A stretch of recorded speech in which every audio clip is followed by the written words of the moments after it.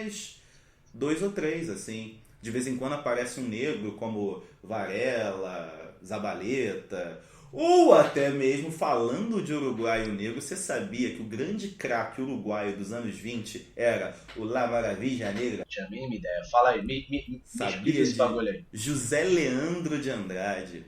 José Leandro de Andrade, a Maravilha Negra, encantou o mundo em 1924. Esse maluco, liderando a Celeste Olímpica, conseguiu botar Paris aos seus pés e ganhar o primeiro grande campeonato internacional de futebol, o equivalente ao primeiro mundial de futebol que houve em 1924 dentro das Olimpíadas de Paris. E cara, tem uma situação muito engraçada nesse campeonato, aquelas fofocas que são meu momento. Marquinhos, escuta só.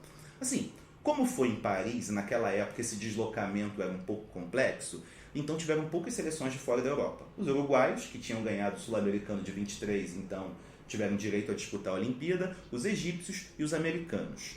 Cara, todo mundo temia o Uruguai aqui na América, mas na Europa ninguém conhecia. Então, assim, depois de um mês de viagem de navio, os caras chegaram para jogar o seu primeiro jogo contra a Iugoslávia. E detalhe, você podia ser eliminado no primeiro jogo, depois de um mês de viagem. Bem tenso. E o que aconteceu? Estão lá os uruguaios treinando tranquilamente, perceberam um cara estranho. Quando foram ver quem era, era um olheiro jugoslavo. Já tinha gente querendo quebrar o olheiro. Mas aí o técnico uruguaio pensou, não, pera aí, eles não conhecem a gente? Pessoal, faz tudo errado na porra desse treino pro maluco achar que a gente é ruim. Irmão, os caras fizeram um monte de trapalhada, erraram tudo no treino, mas na hora do jogo, 7-0. 7-0, Uruguai, a Celeste Olímpica, formada por carteiros, pintores e jornaleiros, foi campeão do mundo. E detalhe, não estava nem podendo contar com atletas do Peñarol, porque estava rolando uma treta ali entre federações em relação à profissionalização do futebol. A Marquinhos não parou por aí. Em 1928, outra Olimpíada, mais uma vez o Campeonato Mundial de Futebol dentro da Olimpíada, os uruguaios ganham mais um título, só que dessa vez tinha um rival à altura, os argentinos. Os argentinos estrearam em Olimpíadas metendo simplesmente um 11-2 na seleção americana. Os uruguaios tiveram que enfrentar, sabe quem na semifinal? A Itália fascista de Mussolini. Deram-lhe uma porrada, Scaroni, El Mago, jogou pra cacete. E finalmente, no ano da própria independência, os uruguaios foram campeões do mundo, campeões olímpicos, conhecidos por todo o globo terrestre como a Celeste Olímpica. Mas não parou por aí, né, Marquinhos? Porque em 1928, o presidente da FIFA, um cara chamado Jules Rimet, famosa taça roubada aqui no Brasil, não sei se você lembra, esse cara era presidente da FIFA e ele achava que o clima estava muito tenso naquele pós-guerra e que era necessário criar um campeonato de futebol para criar a paz. Então ele juntou alguns países interessados em sediar esse campeonato, mas aí, cara, olhando para um lado, para o outro, os uruguaios fizeram aquela proposta que a FIFA gosta. Fala, não, faz lá em casa que eu pago tudo. Os uruguaios estavam podendo, cara, exportação de carne para a Inglaterra a rodo, vida feliz. Só que, 2 anos para organizar uma Copa do Mundo, construir o estádio centenário e no meio do caminho tinha uma crise, a crise de 29.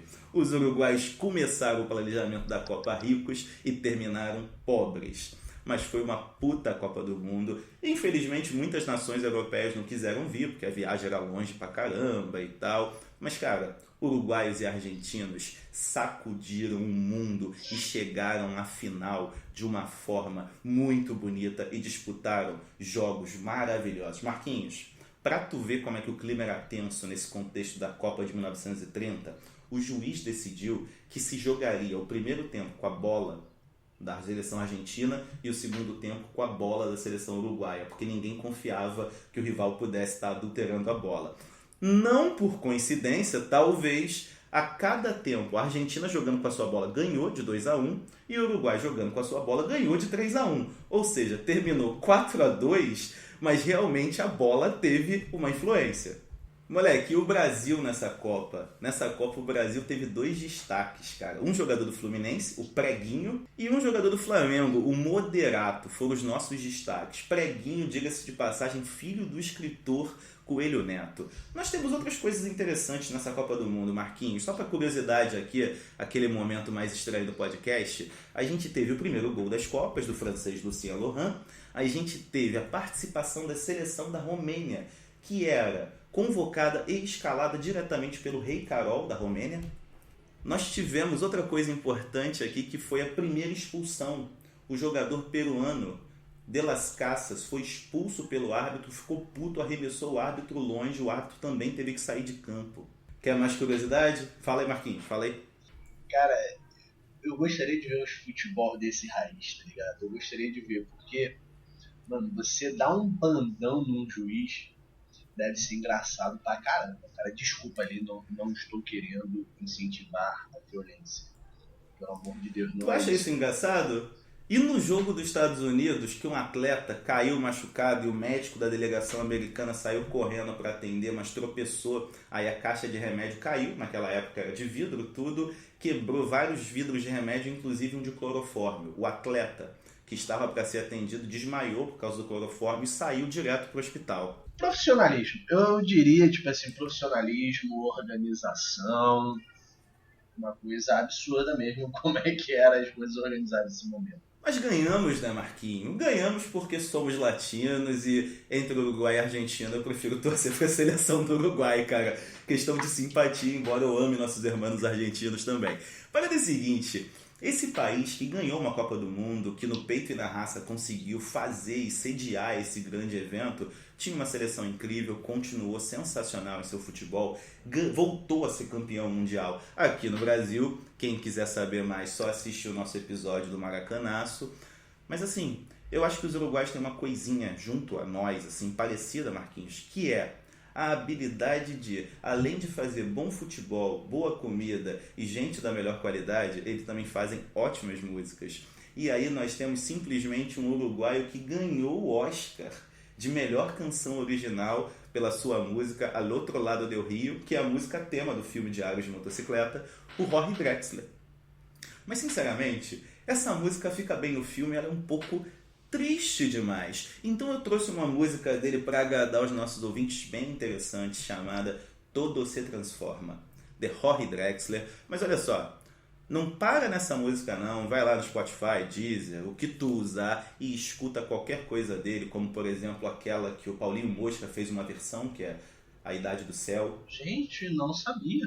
Sim, não essa sabia, música é uma versão. Não sabia mesmo, cara. Cara, eu aprendo muito, cara. Assim, não sei você, mas eu acabo aprendendo muito com Revolta da Cachaça, desculpa. Mas só para deixar para os nossos ouvintes, cachaceiros e cachaceiras, para também nos ouvir no Spotify, não só o Jorge Drexler, mas também ouvir a playlist do Revolta da Cachaça, por favor. Perfeito, gente. Escutem nossa playlist, tá bem variada. Eu retirei a música da Xuxa que esteve presente no episódio do Proibicionismo porque eu achei que o Libera Geral não caía bem numa playlist, mas se as pessoas reivindicarem, a gente pode colocar de volta. O mais importante é subir o som pro Jorge Drexler, Marquinho.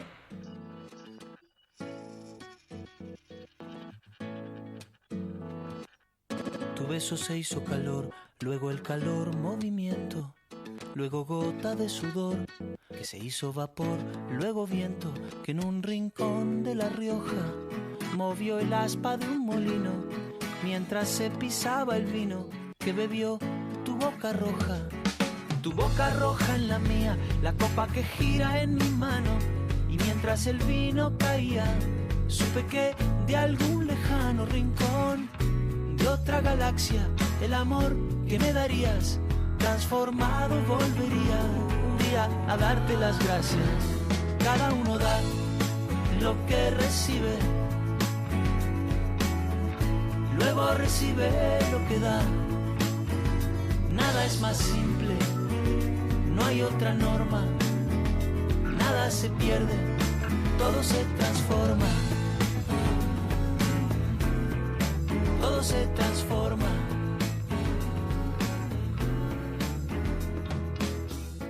Que pague yo con aquel euro italiano. Moleque, nada mais simples, não há outra norma, nada se perde, tudo se transforma. Aula de química no Revolta da Cachaça a partir de Rory Drexler, Marquinho.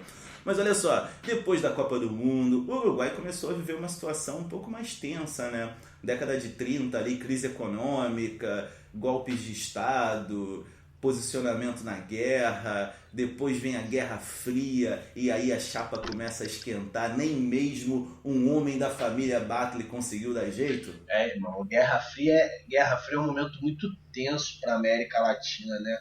Não é um momento de muita tensão na Argentina, é a tensão no Brasil, é a tensão na América Latina como um todo, e não vai ser diferente porque é o Uruguai. E naquele contexto de bipolarização mundial, de um lado o bloco capitalista, do outro lado o bloco socialista, a gente precisa entender que nesse contexto, no Uruguai, a gente acaba encontrando um grande crescimento no movimento do campesinato. Tá? E esse movimento campesinato, em busca de melhorias do trabalhador rural, lutando por uma reforma agrária, muitos desses integrantes passam a buscar vínculos com o Partido Socialista Uruguaio. Marquinhos, eu estou gostando muito do que você está dizendo, mas tudo isso de importante da história do Uruguai acaba remetendo a gente a um dos grandes pensadores do nosso continente, que é o Eduardo Galeano, um grandíssimo uruguaio que faleceu em 2015, que não deveria morrer, porque devia ser eterno. E eu queria trazer para os nossos ouvintes, se você me der licença, um textinho, uma crônica dele sobre a realidade do nosso continente nos anos 50, 60, 70. Você me dá licença? Fica à vontade, por favor. Eduardo Galeano, ele pode tudo. Isso aqui é uma crônica presente no Livro dos Abraços, um dos melhores livros dele. Se chama Os Numerinhos e as Pessoas. É assim, Marquinhos. Onde se recebe a renda per capita? Tem muito morto de fome querendo saber. Em nossas terras, os numerinhos têm melhor sorte que as pessoas. Quando vão bem, quando a economia vai bem. Quantos se desenvolvem com o desenvolvimento? Em Cuba, a revolução triunfou no ano mais próspero de toda a história econômica da ilha. Na América Central, as estatísticas sorriam e riam quanto mais fodidas e desesperadas estavam as pessoas. Nas décadas de 50, 60 e de 70, anos atormentados, tempos turbulentos, a América Central exibia os índices de crescimento econômico mais altos do mundo e o maior desenvolvimento regional da história humana. Na Colômbia, os rios de sangue cruzam os rios de ouro, esplendores da economia, anos de dinheiro fácil. Em plena euforia, o país produz cocaína, café e crimes em quantidades enlouquecidas. É aquilo, né, cara? Ele consegue ir do México a Cuba, pegando a América Central, falando da América do Sul, no único texto, buscando como existe uma relação, uma semelhança, porque o povo latino ele é explorado, né? Desde o século XVI, que aqui chegaram os europeus, a riqueza latina ela é explorada por interesses imperialistas. Impressionante isso. E é isso que você estava falando antes de eu trazer esse texto, Marquinhos. A política americana é para a América Latina. Ela não é uma política destinada especificamente ao Uruguai. Eles têm um projeto. E nesse contexto da Guerra Fria, esse projeto qual era? Desmobilizar lideranças populistas que tinham capacidade de mobilizar o povo e colocar no seu lugar ditaduras militares. Só que isso vai acontecer no Uruguai de uma forma muito estranha e assustadora para as questões presentes. Tudo bem, a gente tinha um movimento de luta armada, os Tupamaros, que era muito potente, muita gente trata como sendo a guerrilha mais eficiente do nosso continente, liderada pelo Raul Sendic, pelo grande José Pepe Mujica. Esse movimento realizou atividades assim durante anos de expropriação e de sequestros para conseguir financiar a sua luta que viria a seguir em prol de uma revolução. Só que nesse meio tempo, o Uruguai elegeu um presidente que ele mesmo deu um golpe de Estado e entregou o poder para os militares, né? O famoso Juan María Bordaberry. Essa é a grande peculiaridade da ditadura uruguaia. Porque quando a gente compara na Argentina, quando a gente compara com o Brasil, você tem realmente os militares tirando os civis e sendo colocados ao poder. E já no caso uruguaio, é esse presidente civil, o Boubarri, tá? Que fechou o Congresso e aliou-se com os militares. E você tem o início de uma ditadura que, assim, os dados que eu vou acabar trazendo, principalmente esse primeiro dado, é um dado da Anistia Internacional, onde entre 1